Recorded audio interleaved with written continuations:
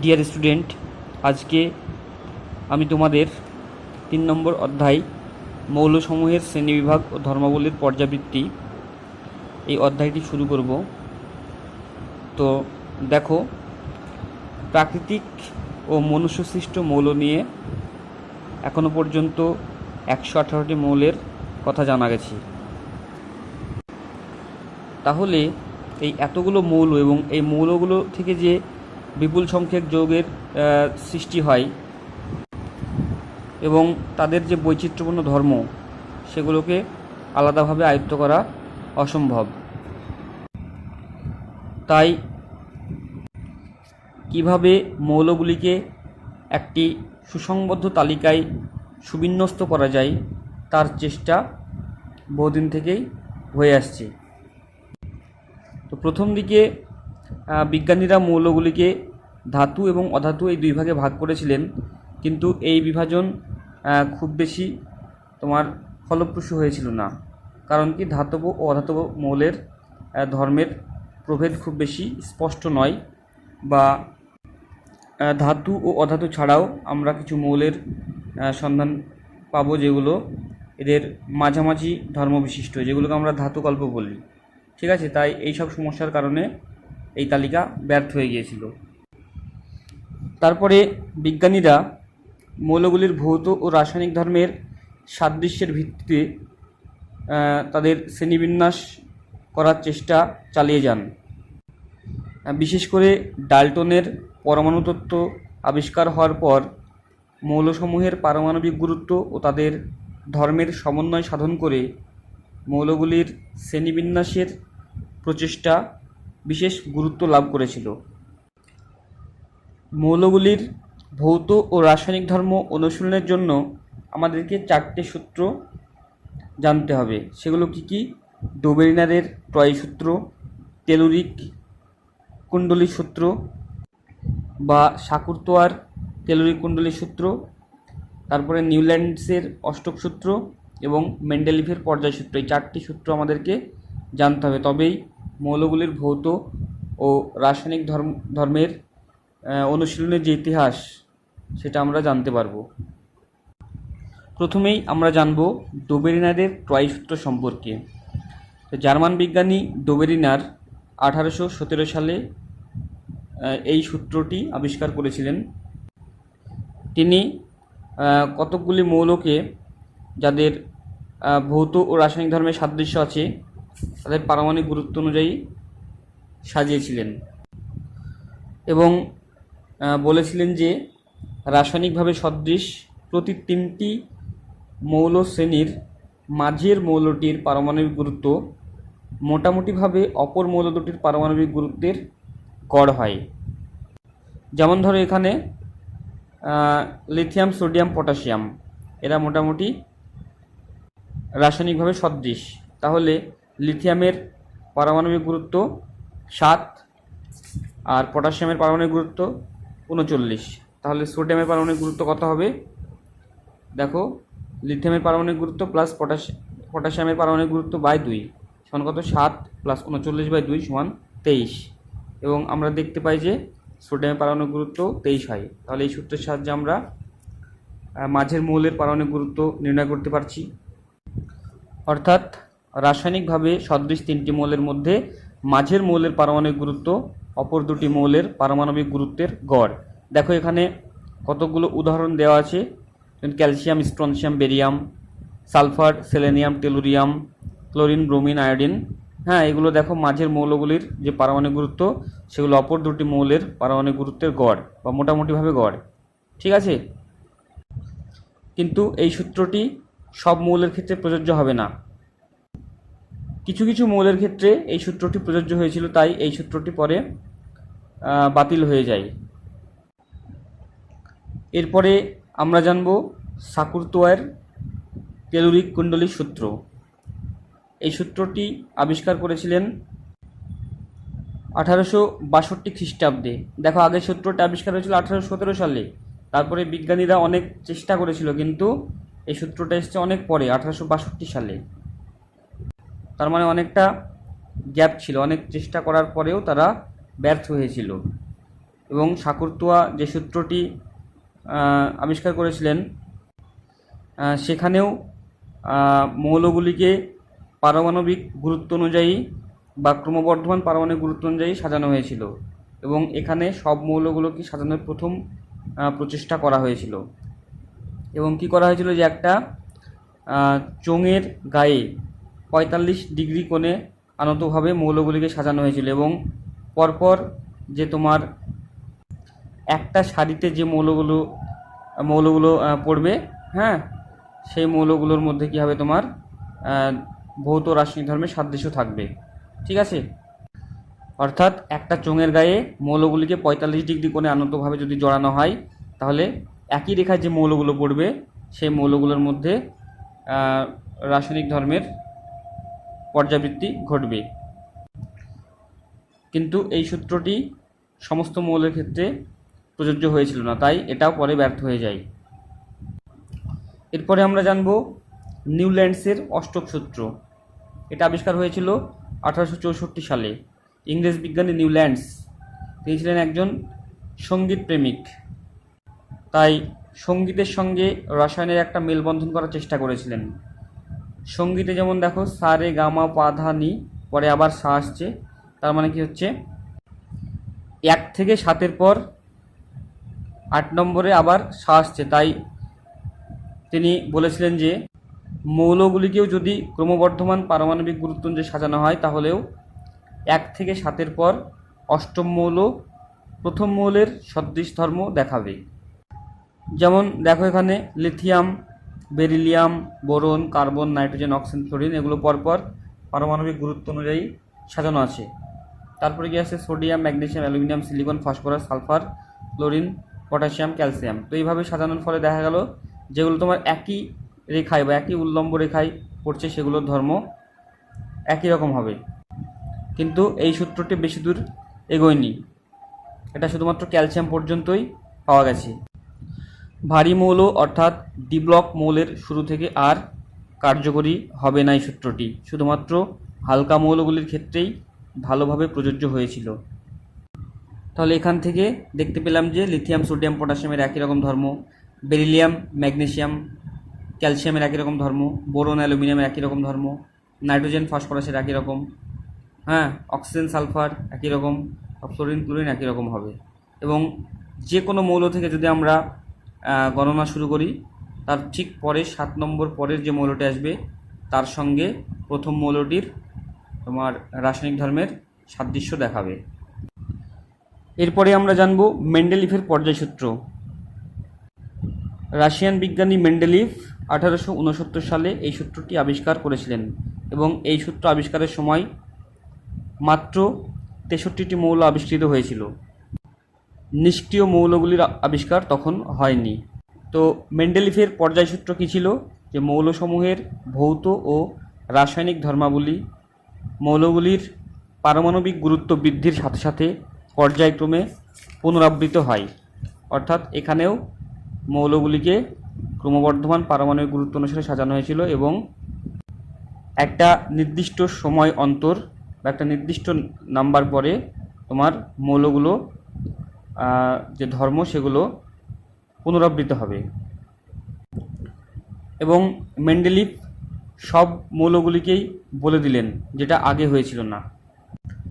আচ্ছা, এই প্রসঙ্গে একটা কথা বলে রাখি যে মেন্ডেলিফ এই সূত্রটি দিয়েছিলেন 1869 সালে, কিন্তু 1870 সালে লোথার মেয়ার, জার্মান বিজ্ঞানী লোথার মেয়ার পর্যায়সূত্র আবিষ্কার করেছিলেন। দুজনেই একই সাথে গবেষণা করেছিলেন, আলাদা জায়গার মানুষ দুজনে, কিন্তু কিছুদিন আগে মেন্ডেলিফ তার সূত্রটি প্রকাশ করেন। তিনি শুধুমাত্র মৌলদের ভৌত ধর্মের কথা বলেছিলেন, অর্থাৎ লোথার মেয়ার শুধুমাত্র মৌলদের ভৌত ধর্মের কথা বলেছিলেন এবং কি দুজনেই কিছুদিন আগে পরে পর্যায়সূত্র আবিষ্কার করেছিলেন। অর্থাৎ দুজনেই একই সময়ে পর্যায়সূত্র দিয়েছিলেন, বা বলা যায় যে দুজনেই পুরস্কৃত হয়েছিলেন, কিন্তু পর্যায়সূত্রের সাথে আমরা মেন্ডেলিফের নামই শুনতে পাই। কারণ কি, মেন্ডেলিফ কিছুদিন আগে তার সূত্রটি আবিষ্কার বা প্রকাশ করে ফেলেছিলেন, তাই। ঠিক আছে, লোথার মেয়ারও পর্যায়সূত্র আবিষ্কার করেছিলেন। ঠিক আছে। এবার আমরা জানবো মেন্ডেলিফের পর্যায় সারণী। তো মেন্ডেলিফের যে পর্যায় সারণী গঠন করা হয়েছিল সেটা তোমার 63টি মৌল নিয়ে তৈরি করা হয়েছিল সারণীটি, এবং এই পর্যায় সারণীতে পর্যায় ছিল 7টি আর শ্রেণী ছিল 9টি। অর্থাৎ মেন্ডেলিফ তার পর্যায় সারণীতে 7টি পর্যায় ও 9টি শ্রেণীর মাধ্যমে 63টি মৌলকে সাজিয়েছিলেন, এবং তিনি কিছু ঘরকে ফাঁকা রেখে দিয়েছিলেন, এবং সেগুলি মৌলের ভবিষ্যৎবাণী করেই এই ঘরগুলি ফাঁকা রেখেছিলেন যে এই ফাঁকা ঘরগুলিতে এরকম মৌল আসতে পারে বা এত পারমাণবিক গুরুত্বের মৌল এখানে আসতে পারে, এরকম ভবিষ্যৎবাণী করে কিছু ঘরকে ফাঁকা রেখেছিলেন, যেগুলো পরে অনেকটা মিলে গিয়েছিল। তাহলে মেন্ডেলিফের যে পর্যায় সারণী দিয়েছিলেন সেখান থেকে আমরা যে কোনো মৌলের আকার, ধর্ম, গঠন সম্বন্ধে ধারণা পেতে পারি। ফলে পর্যায় সারণী একটা অত্যন্ত গুরুত্বপূর্ণ ব্যাপার, যেটা এর আগে কেউ বলতে পেরেছিল না। আর একটা ব্যাপার যে মেন্ডেলিফের পর্যায় সারণীতে তোমরা দেখবে শ্রেণীগুলো 1 থেকে 7 পর্যন্ত শ্রেণীগুলো আছে, সেখানে আবার উপশ্রেণী আছে। হ্যাঁ, তোমরা শুধুমাত্র মেন্ডেলিফের পর্যায় সারণী শুধুমাত্র দেখে রাখবে, এখান থেকে সেরকম কোশ্চেন থাকবে না। আমি যেগুলো বলছি সেগুলোই মোটামুটি পড়বে, আর তোমাদের জানার জন্যে শুধুমাত্র ছবিটা একবার দেখে রাখবে, ঠিক আছে? যে একদম মুখস্থ করার দরকার নেই, দেখে রাখবে। এরপর আমরা জানব আধুনিক পর্যায় সূত্র সম্পর্কে। তো কী ছিল এই সূত্রটি? মৌলগুলির ভৌত ও রাসায়নিক ধর্মাবলী তাদের পরমাণু ক্রমাঙ্ক বৃদ্ধির সাথে সাথে পর্যায়ক্রমে পুনরাবৃত্ত হয়। তাহলে মেন্ডেলিফের পর্যায় সূত্রে শুধুমাত্র ওখানে বলা ছিল যে পারমাণবিক গুরুত্ব বৃদ্ধির সাথে সাথে পর্যায়ক্রমে পুনরাবৃত্ত হয়, কিন্তু এখানে বলা আছে দেখো পরমাণু ক্রমাঙ্ক। পরমাণু ক্রমাঙ্ক মানে আমরা জানি যে মৌলের পরমাণু ক্রমাঙ্ক কী, মানে প্রোটন সংখ্যা, যেটা মৌলের চিহ্নের নিচে লেখা হয়, আর পারমাণবিক গুরুত্বটা কি উপরে লেখা হয় মৌলের চিহ্নের উপরে, ঠিক আছে? আর একটা কথা যে আগের যে সূত্রগুলি, সেই সূত্রগুলি আবিষ্কারের সময় ইলেকট্রন, প্রোটন, নিউট্রন এগুলো আবিষ্কার হয়েছিল না, কিন্তু পরবর্তীতে এগুলো আবিষ্কারের ফলে মৌলগুলির ধর্মের যে অনুশীলন অনেক অগ্রগতি লাভ করেছিল। এবং তখন ইংরেজ বিজ্ঞানী মোজলে তার এক্স রশ্মি বর্ণালীর সাহায্যে প্রমাণ করেছিলেন যে পারমাণবিক গুরুত্ব অপেক্ষা পরমাণু ক্রমাঙ্ক মৌলের মূলগত ধর্মের নিয়ন্ত্রক। অর্থাৎ পারমাণবিক গুরুত্ব অপেক্ষা পরমাণু ক্রমাঙ্ক হচ্ছে মৌলের মূল ধর্ম, ঠিক আছে? মৌলগুলির পরমাণু ক্রমাঙ্ক তথা ইলেকট্রন বিন্যাসের ভিত্তিতে এই পর্যায় সারণীতে ক্রম অনুসারে মৌলগুলিকে সাজানো হয়েছিল। আর আধুনিক পর্যায় সারণীতে পর্যায় ছিল 7টি আর শ্রেণী 18টি। আর মেন্ডেলিফের পর্যায় সারণীতে উপশ্রেণী ছিল, কিন্তু আধুনিক পর্যায় সারণীতে কোনো উপশ্রেণী নেই। শ্রেণী 18টি আর পর্যায় 7টি, ঠিক আছে? তো এবার আমরা পর্যায় সম্পর্কে জানব। তো পর্যায় আমরা কিভাবে বুঝতে পারবো? যে আমরা যে পরমাণুগুলো থাকবে তার ইলেকট্রন বিন্যাস করব, এবং পরমাণুর শেষ কক্ষের যে সংখ্যা সেটাই তার পর্যায় সংখ্যা। আর পর্যায় আমরা জেনেছি কটি পর্যায় থাকে পর্যায় সারণীতে, সেটা হলো 7টি পর্যায়। অনুভূমিক যেগুলো সেগুলো পর্যায় বলা হয়, এবং সেগুলো 1, 2, 3, 4, 5, 6, 7 এইভাবে নাম্বার দেওয়া থাকে পরপর, ঠিক আছে? আচ্ছা, তাহলে পর্যায়গুলো আমরা কীভাবে বুঝতে পারবো যে কোন মৌলটি কোন পর্যায়ে আছে সেটা কীভাবে বুঝতে পারবো? যেমন ধরো হাইড্রোজেনের পরমাণু ক্রমাঙ্ক কত? 1। তাহলে ওর ইলেকট্রন বিন্যাস কী হবে? অন। অর্থাৎ হাইড্রোজেনের 1টি কক্ষ এবং 1 নম্বর কক্ষ, তাই হাইড্রোজেন 1 নম্বর পর্যায়ে আছে। যেমন ধরো সোডিয়ামের পরমাণু ক্রমাঙ্ক 11 এবং ইলেকট্রন বিন্যাস করলে যেটা হয়েছে 1s2, 2s2, 2p6, 3s1। তাহলে দেখো 1s2 এটা 1 নম্বর কক্ষের মধ্যে আছে। তারপরে 2s2, 2p6 এটা 2 নম্বর কক্ষ, আর 3s1 এটা হলো 3 নম্বর কক্ষ। তাহলে পরমাণুর শেষ কক্ষের সংখ্যায় যেহেতু তোমার পর্যায় সংখ্যা, তাই সোডিয়াম 3য় পর্যায়ে থাকবে, মানে লাস্ট পর্যায় কত? 3 নম্বর পর্যায়, 3s1। আবার দেখো আয়রন 26 এর ইলেকট্রন বিন্যাস করা হয় 1s2, 2s2, 2p6, 3s2, 3p6, 4s2, 3d6। তাহলে দেখো কটা কক্ষ আছে এখানে? 1 2 3 4। 3D এটা তো তোমার 3 নম্বর কক্ষের মধ্যে আছে, 3s2 3p6 3d6 এটা 3 নম্বর কক্ষের মধ্যে পড়ছে, আর 4s2টা 4 নম্বর কক্ষে। তাহলে এর বাইরের বা সর্বশেষ কক্ষ হলো কত? 4 নম্বর। তাই আয়রনটা তোমার থাকবে কত নম্বর? 4th পিরিয়ডে থাকবে বা 4 নম্বর পর্যায়ে থাকবে। আচ্ছা, কোনো একটি পর্যায়ে কতগুলো মৌল থাকবে, কিভাবে সেটা সাজাবো? তো প্রথমে আমাদেরকে ইলেকট্রন বিন্যাস সম্পর্কে বা অরবিটালের যে শক্তির ক্রম সেটা সম্পর্কে জানতে হবে। যেমন দেখো এখানে দেখানো আছে, দেখো 1s 2s 2p 3s 3p 4s 3d 4p 5s পরপর দেখানো আছে। এখান থেকে দেখো 1s মানে এটা 1 নম্বর কক্ষ, তার মানে প্রথম পর্যায়ে থাকবে 2টি মৌল। তারপর দেখো 2s 2p 2 নম্বর কক্ষ, মানে 2s এ 2টো আর 2pতে 6টা ইলেকট্রন, তার মানে মোট মৌল হবে 2 + 6 মানে 8টি। তারপরে 3s 3p, তারপরে 4s শুরু হয়ে যাচ্ছে, ওই জন্য আমরা 3s 3p এতদূর নেব, 3dকে নেব না এখানে, ঠিক আছে? তাহলে 3s 3p এখানে কত হবে? 2 + 6 মানে 8টি মৌল থাকবে 3 নম্বর পর্যায়ে। তাই 4s 3d 4p, তারপরে 5s শুরু হয়ে যাচ্ছে, তাই আমরা 4p পর্যন্ত নেব। 4 নম্বর পর্যায়ে যেটা হবে 4s এ 2টো 3dতে 10টা 4pতে 6টা, তাহলে 18টি মৌল থাকবে। তারপরে 5s 4d 5p, তারপরে 6s শুরু হয়ে যাবে, তাই 5s থেকে একদম 5p পর্যন্ত নেব। এটা হবে তোমার 5 নম্বর পর্যায়। 5 নম্বর পর্যায়ে কটা থাকবে? 5s এ 2টো 4dতে 10টা ইলেকট্রন আর 5pতে 6টা ইলেকট্রন, তাহলে মোট 18টি ইলেকট্রন, তাহলে 18টি মৌল থাকবে। তারপরে দেখো 6s 4a 5d 6p, তারপরে 7s শুরু হয়ে, তাই এখানে আমরা 6p পর্যন্ত নেব। তার মানে 6 নম্বর পর্যায়ে কটা মৌল থাকবে? 6s এ 2টো ইলেকট্রন থাকে, 4f এ কটা থাকে? 14টা, 5dতে 10টা আর 6pতে 6টা, তাহলে এখানে 2 আর 14 16, 16 আর 10 26 আর 6টা পিওর অরবিটালে, তার মানে 32টা, তার মানে 6 নম্বর পর্যায়ে 32টি মৌল থাকতে পারবে। তারপরে 7 নম্বর 7s 5f 6d 7p, তার মানে এখানেও দেখো 7 নম্বর যে পর্যায় সেখানে s এ 2টো f এ 14টা d এ 10টা p এ 6টা, মানে এখানেও 32টা মৌল থাকবে 7 নম্বর পর্যায়ে, ঠিক আছে?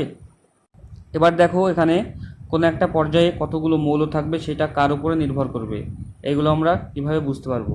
দেখো এখানে প্রথম পর্যায়ে দেখো ফার্স্ট পিরিয়ড কি আছে? প্রথম পর্যায়ে শুধুমাত্র অরবিটালের যে আমরা শক্তির ক্রম দেখিয়েছি সেখান থেকে আমরা এটা বুঝতে পারবো। দেখো প্রথমে 1 নম্বর পর্যায়ে মানে কি 1s আছে শুধুমাত্র, তাহলে 1s এ কটা ইলেকট্রন থাকতে পারে? ম্যাক্সিমাম 2টো, তাহলে এখানে মৌলও থাকবে 2টি। কী কী থাকে? দেখো হাইড্রোজেন আর হিলিয়াম, 1s 1 1s 2। তারপরে সেকেন্ড পিরিয়ড দেখো যেটা আছে সেটা যে অরবিটাল যে শক্তির ক্রম সেখানে কত? 2s 2p আছে, তার মানে 2s এ 2টো 2pতে 6টা, মানে 8টি মৌল থাকতে পারবে, তার মানে 3 নম্বর লিথিয়াম থেকে শুরু হবে।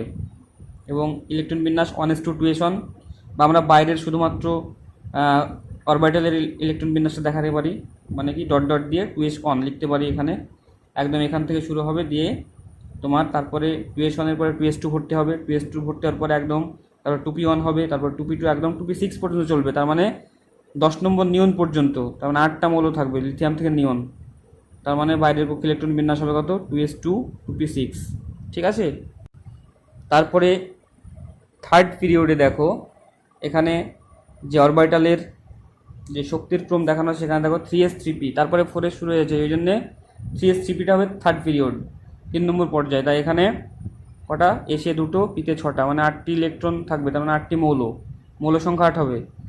এবং সোডিয়াম 11 থেকে শুরু হয়, সোডিয়াম 11 দেখো বাইরের কক্ষে ইলেকট্রন বিন্যাস হবে 3s 1, মানে আগে 10টা তো হয়ে গেছে 1s 2 2s 2 2p 6, তারপর 3s 1 বাইরের কক্ষ, তারপর এখান থেকে শুরু হয়ে তোমার একদম তারপরে 3s 2 ভর্তি হবে ম্যাগনেসিয়াম, হ্যাঁ, তারপরে তোমার পি অরবিটালগুলো ভর্তি হবে p1 p2, হ্যাঁ, একদম আর্গন 18তে এটা তোমার ফিল আপ হয়ে যাবে অরবিটালগুলো, মানে বাইরের কক্ষে ইলেকট্রন বিন্যাস হবে 3s 2 3p 6।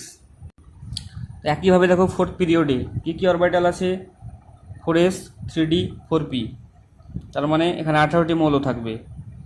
পটাশিয়াম 19 থেকে শুরু হয়, বাইরের কক্ষের ইলেকট্রন বিন্যাস দেখো 4s 1 দিয়ে শুরু হচ্ছে, তারপরে 4s 2 হবে, তারপর d অরবিটালে ফিল আপ হবে, হ্যাঁ, 10টা d অরবিটালে ফিল আপ হবে, তারপরে p অরবিটালে ফিল আপ হবে, তাহলে এখানে আসবে লাস্ট মৌলটা আসবে তোমার ক্রিপ্টন 36, এবং দেখো এগুলো সব ফিল আপ হয়ে যায় বাইরে কক্ষটা 4s2 3d10 4p6।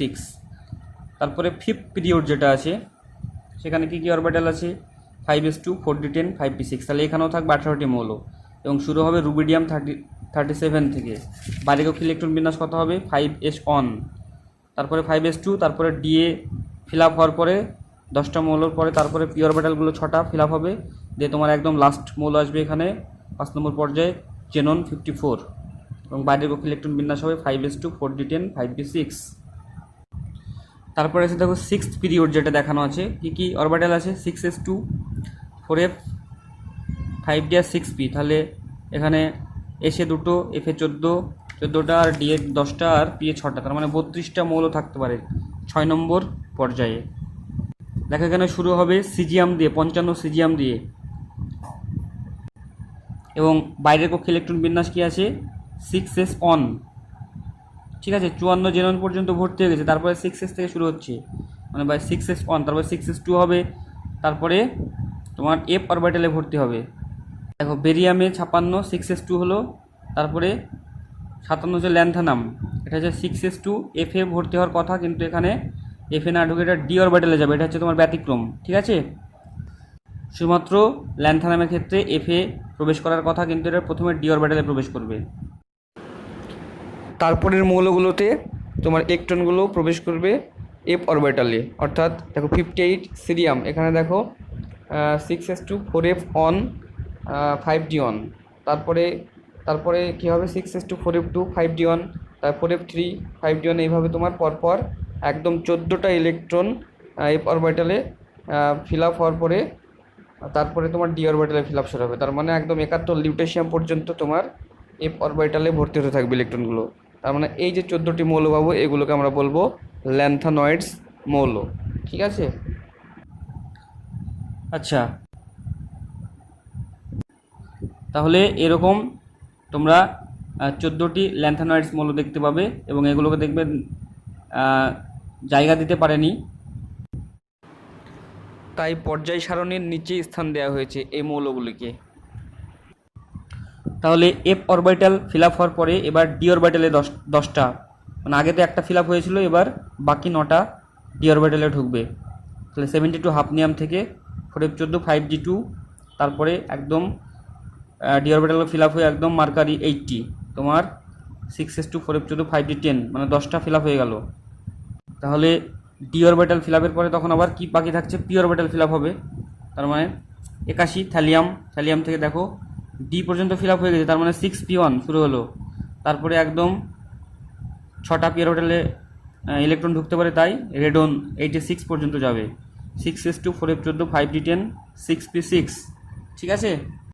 7 পিরিয়ডে দেখো একই রকমভাবে আসবে, কী কী আছে orbital 7s 5f 6d 7p, এখানেও তার মানে 32টি মৌল থাকতে পারবে 7 নম্বর পর্যায়ে, কারণ কি এসে দুটো এফে 14টা ডিএ 10টা পিএ 6টা, মানে টোটাল এখানে 32টা ইলেকট্রন পরপর ঢুকবে, মানে পরমাণু ক্রমাঙ্ক এক এক করে বাড়বে, হ্যাঁ, তাই কী হবে তোমার এখানে 32টা মৌল থাকবে। এবং কী হচ্ছে দেখো এখানে প্রথমে ফ্রান্সিয়াম 87 87 থেকে বাইরে কক্ষ ইলেকট্রন বিন্যাস হলো 7s1, তারপরে রেডিয়াম 88, এটা তোমার 7s2 হচ্ছে, 7s2 ফিল আপ হওয়ার পরে কোথায় ঢুকবে এফে ঢোকার কথা, কিন্তু এটাও তোমার আগের মতোই ডি অরবিটালে প্রথমটা ঢুকবে অ্যাক্টিনিয়াম 89, তাহলে এটা 7s2 5f0 6d অন হচ্ছে, মানে এফে ঢোকার কথা কিন্তু ডি, এটা ব্যতিক্রম।